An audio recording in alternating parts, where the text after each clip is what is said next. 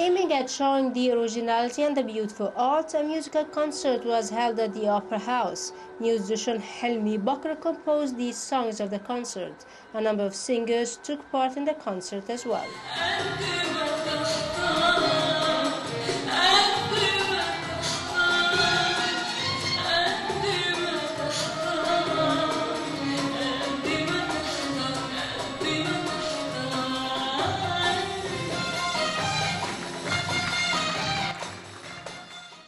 هي أغنية مفيش حلاوة من غير نار. I sang the song مفيش حلاوة من غير نار for singer Sabah. It is the first time for me to hear it. Mr. Helmi Bakr presented this song in a very beautiful way. I'm really glad to take part in the concert. حاجة برضو سكة تانية دخل صباح في سكة تانية.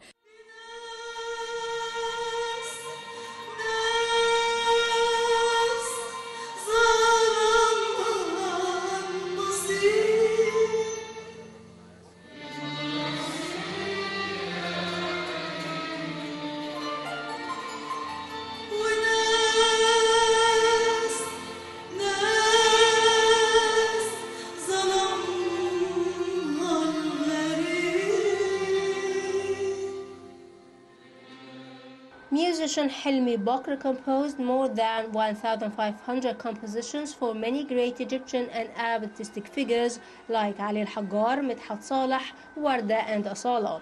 He also presented more than 40 plays like موسيقى في الحي الشرقي, حواديت and سيدتي الجميلة.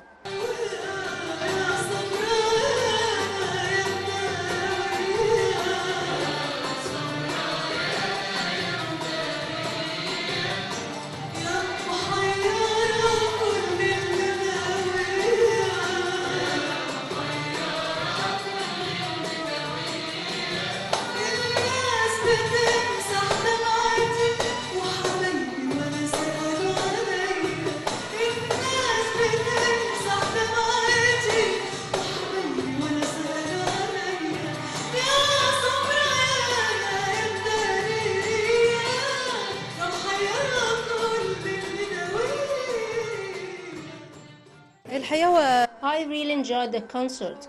Mr. Helmi Bakr taught us the real art. He's a great musician. He's also an artist in the real sense of the word. I sang the song Ya Sabrayana for artist Asala.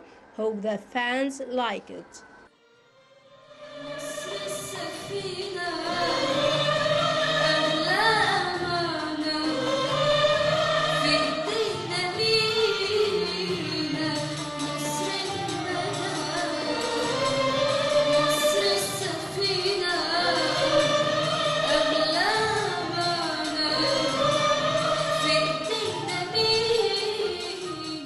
Artist Helmi Bakr won many awards, like the Best Musician the Arab World in the year 1975.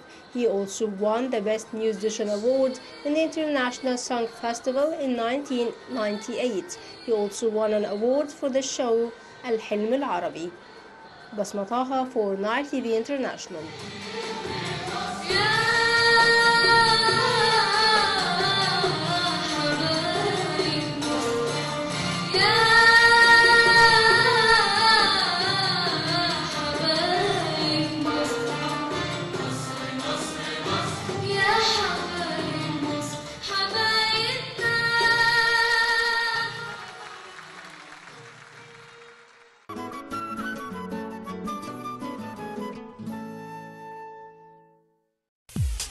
We are in the beautiful city of Sharm el-Sheikh. مسكت الجيتار عملت العالم الله والعالم الله قد ايه قلبي وروحي داروا فيه. It was a beautiful episode here in Bahari Oasis. It's my pleasure to have you in my home. It's a pleasant day coming here from the Church of St. Mary. We are in the Sultan Farag ibn Barqoq.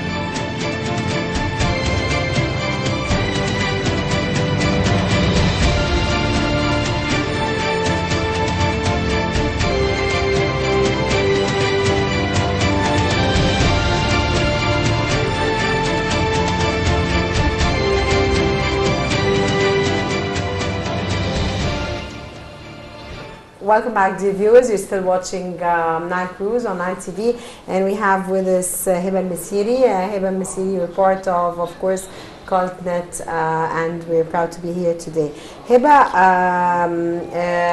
we understand that there is collaboration or there is something that happened here in Egypt and it took place in Congo. Yes. And it's Egyptian, it was an Egyptian idea or Egyptian, can you tell us more about it, please? Yes.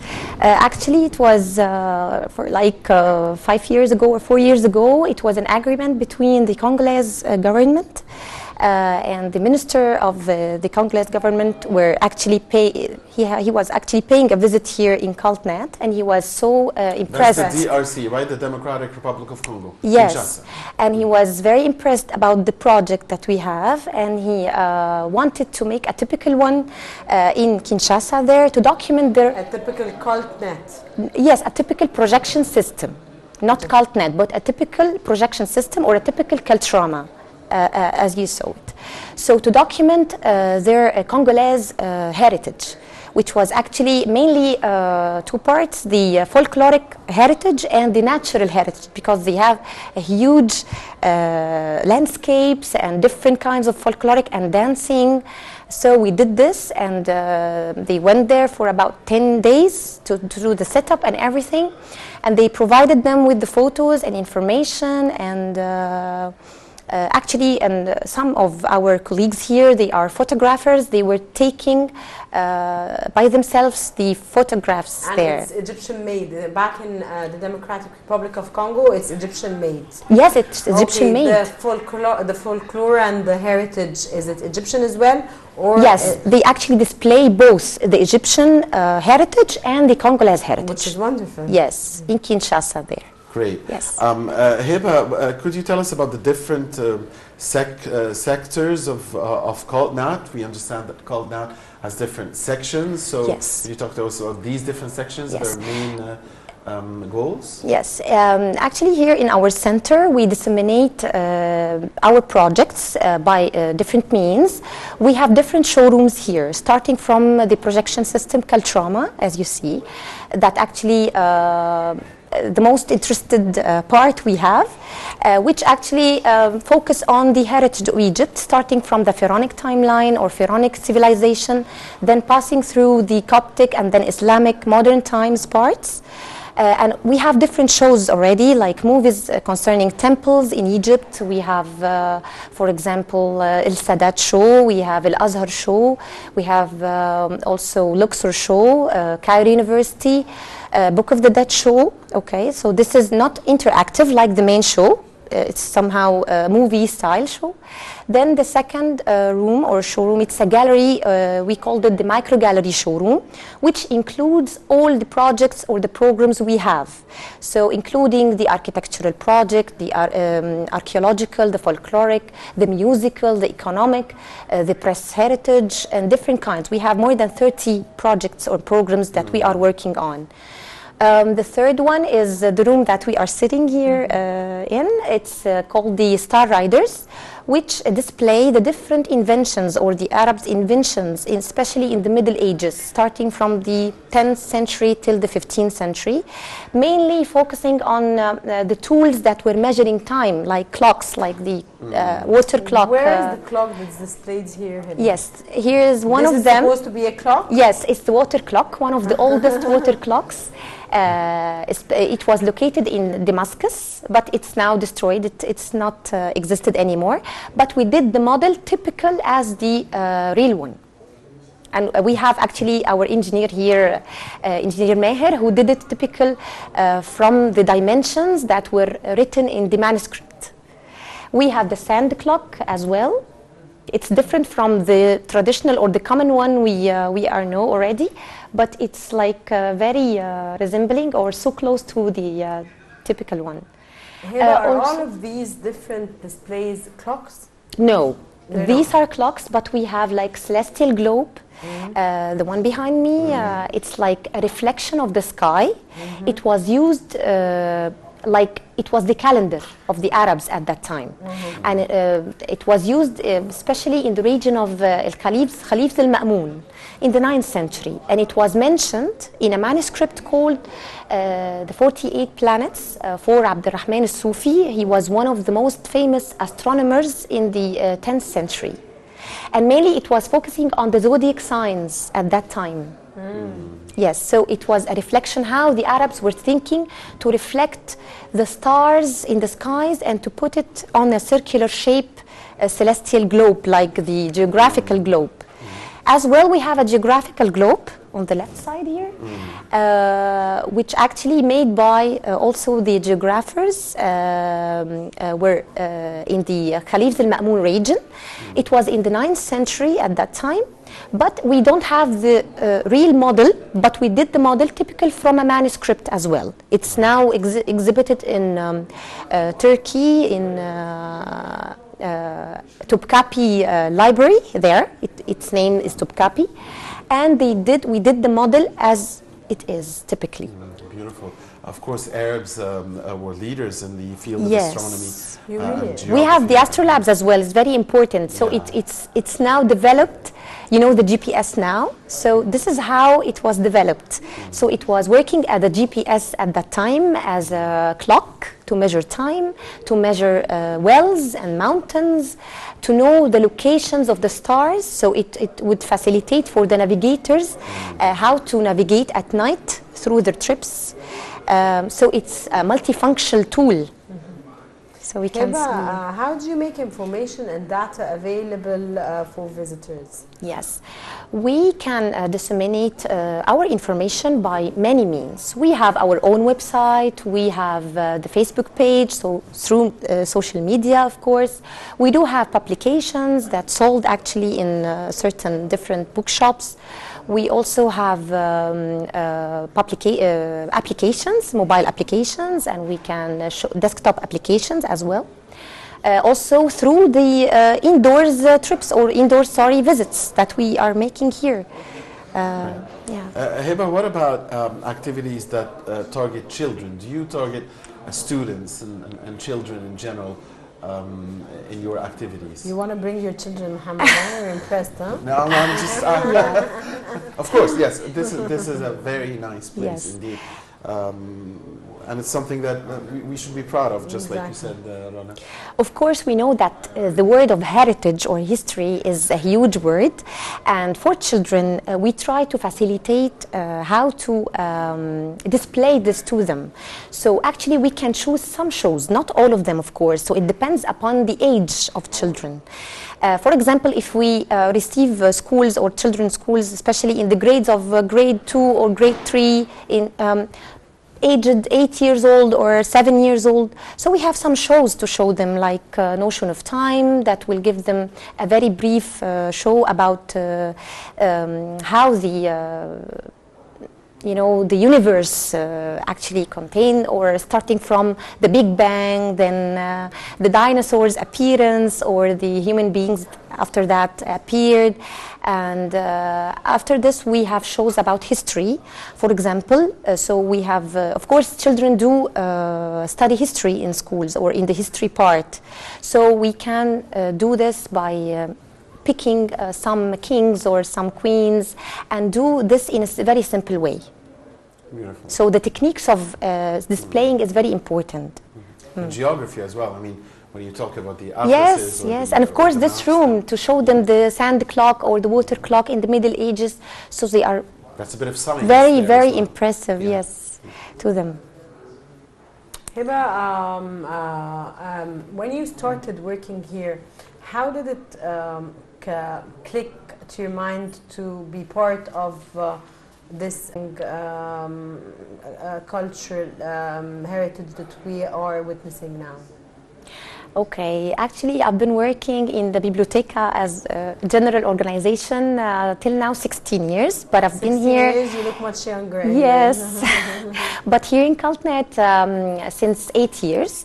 So this is actually giving me the feeling that I'm loving what I'm doing, I'm enjoying what I'm doing, because to give information to people and to feel like they are happy to know different information, and they are really impressed about what you are saying, especially when it comes to history or when it comes to your country's heritage or your country's history, by different means or by different ways. So this actually gives me a self-enjoyment to feel like people that they are really enjoyed it. So I like my job a lot, and I feel that I'm learning daily because I have to read on a daily basis. So to give information to people, this is something very nice and very interesting. Yeah. Heba Missiry, Visits Coordinator and Public Relations Representative at CULTNAT. Thank you very much. Thank you a lot. Thank you. Thank you so much, Heba, for joining us. Thank you. It's my pleasure. Thank you. Right, and well, Rona, time is already up. It's already up. It was a very, very interesting episode, Mohammed. It was very stuffed, of course. It was lovely joining you today, Thank you, Rona. Mohammed. Always a pleasure to be with you and with our dear viewers. And this is indeed a wonderful place. The smart village in general, and CULTNAT here in specific, in the heart of the 6th of October city.